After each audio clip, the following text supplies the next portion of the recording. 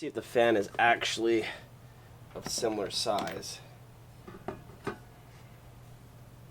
Yeah, it looks like it is.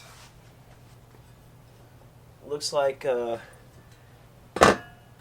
this fan is actually pretty much exactly the same size. Might be just a hair bit bigger. Alright guys, so I spent all this time making this awesome video about installing a Ford fan in the Jeep from a 1995 Explorer, or 93, whatever it was. I did all this testing, I put a different radiator in, I did all these things to try to figure out how to keep my manual 4-liter cool on my Jeep TJ. And I came down to one thing. It was a complete waste of time. Don't do it. The Ford fan did not cool as well as it was supposed to, what all the forums say. The Mopar Radiator didn't do what it was supposed to do. So here's what I've come down to. I'm going to shorten this video up and make it sweet to the point. If you're having cooling issues on your Jeep, here's what you need to check. Check your water pump, check your thermostat, check your radiator, and then also check your fan and fan clutch. One of those is probably, there's something wrong with one of those, and if there is, replace them with the factory parts. I can tell you that I replaced all of them. Last year I had an issue with a leaky water pump, so I replaced the water pump. I replaced the thermostat and the housing when I was there, so I know those are new. Then on Mojave Road I had a radiator break, so I put a Napa one in, and from there that's when the issue started. Never before have I ever had my Jeep run hot or even get close to being hot. On the hottest days in Mojave Desert or even out here where I'm at, I've never had my Jeep run hot, towing trailers, what have you, until I put that Napa radiator in. I couldn't even idle in one spot on a 70-degree day with the AC on for more than 5-10 minutes with it starting to creep. And really when I saw it, it was when I took a trailer somewhere and I idled in the spot for about 10 minutes. My Jeep really started to get hot, like 230. So that being said, here's what I did. So I went through a Napa radiator, and on that Napa radiator I installed a Ford aftermarket clutch fan with a Ford fan.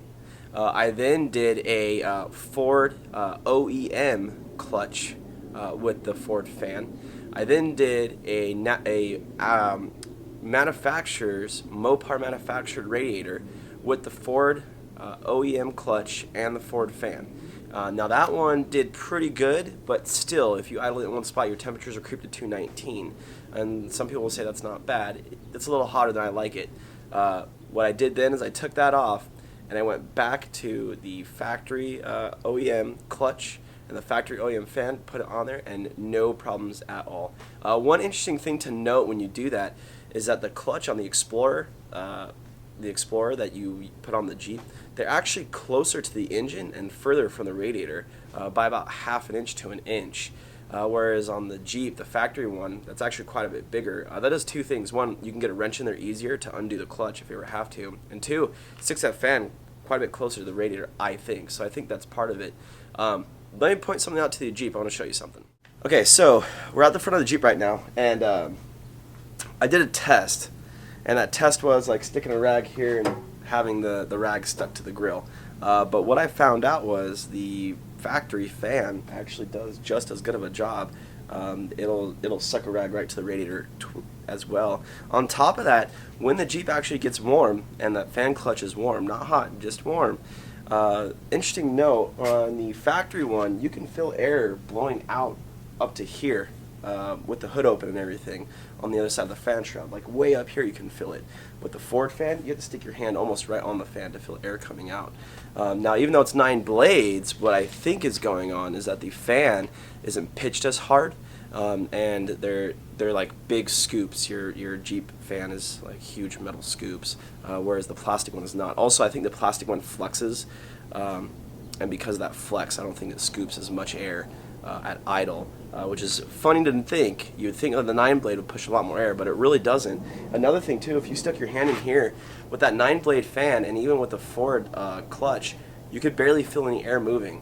But you stick your hand in here with the Jeep idling, a hot day like today, I think we're pushing 95 right now with the AC on, you can feel air moving in here. Before, you would not. So I don't really know. I can't really explain exactly why that is, other than it just doesn't work. it's a waste of money. I've been through all the scenarios I could think of, and it still didn't work well. So don't waste your money on it. That's the takeaway. The Ford upgrade is not worth your time if you live in a hot environment. Maybe other environments it works, but if you live in a hot environment, it's not worth it. Also, the aftermarket radiators, they're not really any good. I mean, if you're in a pinch like I was, sure, get one. But honestly, a Napa radiator, one's like $150. I have a manual. So for me, it's only $50 more to get the OEM radiator that comes with it. They're thicker. There's quite a bit. They're just better built, and they cool much better. So $50 is nothing, and then you don't have to mess with all of this. Anyway, guys, I just wanted to make this quick video and let you know I spent a lot of time making this huge long video of installing radiators and installing fans and everything, and it came out to meaning absolutely nothing. So I just wanted everyone to know, if you're having an issue, check those things out I mentioned earlier.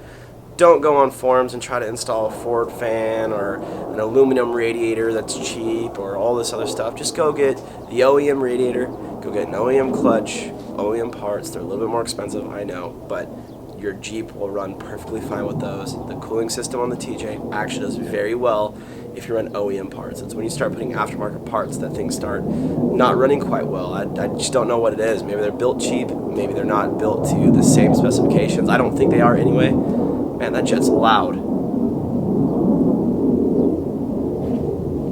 We'll wait for it to pass.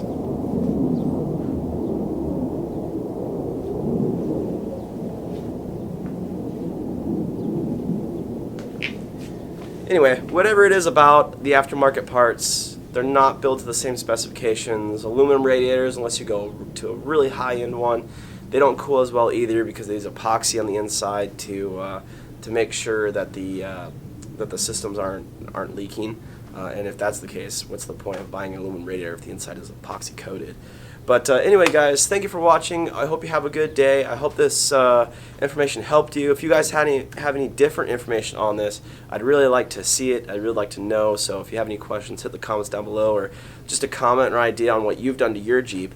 Let me know. And we have some big news coming up on the channel, so keep posted for that. There'll be a video really shortly here on what's going on. Alright, guys, see you later.